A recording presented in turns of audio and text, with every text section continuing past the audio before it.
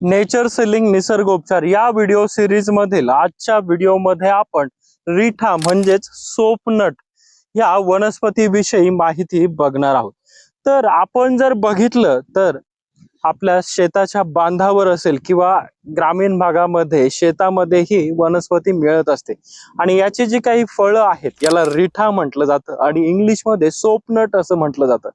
हे जर आपण आपल्या हातावर घासले आणि त्याचा जर फेस केला तर तो अगदी साबणीसारखा त्याचा फेस होत असतो आणि ह्याच जे काही रिठा फळ आहे त्याचेच औषधी गुणधर्म आजच्या ह्या व्हिडिओमध्ये आपण जाणून घेणार आहोत।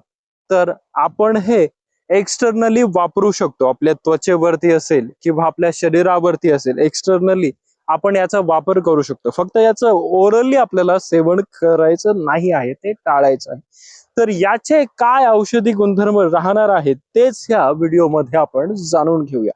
तर सगळ्यात पहिलं जो आहे हा नैसर्गिक क्लिन्झर म्हणून वापरलं जातं। म्हणजे काय, तर आपली त्वचा आपल्याला फेस वॉश म्हणून वापरायचं आहे तर त्यासाठी आपण हे वापरू शकतो। आणि एक जनरल आयुर्वेदिक जर साबण आपल्याला बनवायची आहे किंवा साबण म्हणून वापरायचं आहे तर त्यावेळेस सुद्धा आपण हे वापरू शकतो।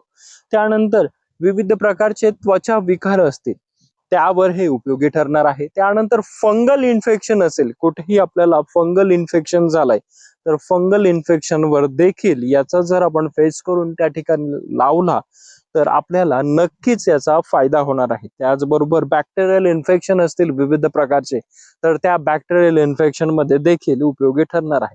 आपल्या केसांची वाढ व्हावी आणि केस चमकदार व्हावेत यासाठी देखील ह्या रिठ्याचा शॅम्पू बनवून आपण उपयोग करू शकतो आणि ते आपल्याला फायदेशीर ठरणार आहे। त्यानंतर आपल्याला केस गळतीचा त्रास होत असेल तर केस गळतीचा त्रास रोखण्यासाठी देखील आपण हे रिठा, त्यामध्ये आवळ्याची पावडर असेल, रिठ्याची पावडर आणि त्याचबरोबर शिकेखाई एकत्र करून तो जर शॅम्पू आपण आपल्या डोक्याला लावला तर आपला केस गळतीचा त्रास कमी होण्यास मदत होणार आहे। आपल्या चेहऱ्यावरती पिंपल्स आहेत, डोळ्याखाली काळे वर्तुळ आलेली आहेत तर ते घालवण्यासाठी सुद्धा आपण याचा जे काही पावडर बनवून तो जो काही फेस वॉश तयार करून आपण जर आपल्या चेहऱ्यावर लावला तर आपले पिंपल्सचा त्रास असेल, डार्क सर्कल म्हणजे काळे वर्तुळे असतील तर ते जाण्यास मदत होणार आहे।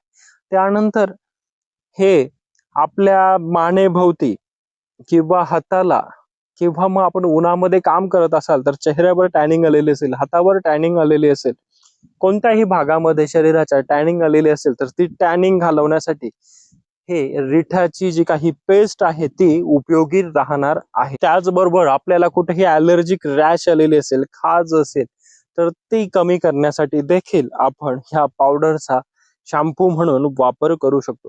एकंदरीत आपली त्वचा जर आपल्याला डिटॉक्स करायची असेल तर आपण एक डिटॉक्स शॅम्पू म्हणून किंवा क्लिन्झर म्हणून याचा वापर करू शकतो। तर हे होते ह्या रिठ्याचे औषधी गुणधर्म। तर रिठाचा वापर करत असताना आपण रिठाची पावडर बनवून घ्यायची आहे। रिठा वाळल्यानंतर त्याची पावडर बनवायची आहे, त्याच्यामध्ये आवळ्याची पावडर, शिकेखाई हे मिश्रण आपण एकत्र करून जर याचा वापर केला तर ते जास्त इफेक्टिव्ह राहणार आहे। तर हे होते ह्या रिठा म्हणजेच सोफनटचे औषधी गुणधर्म।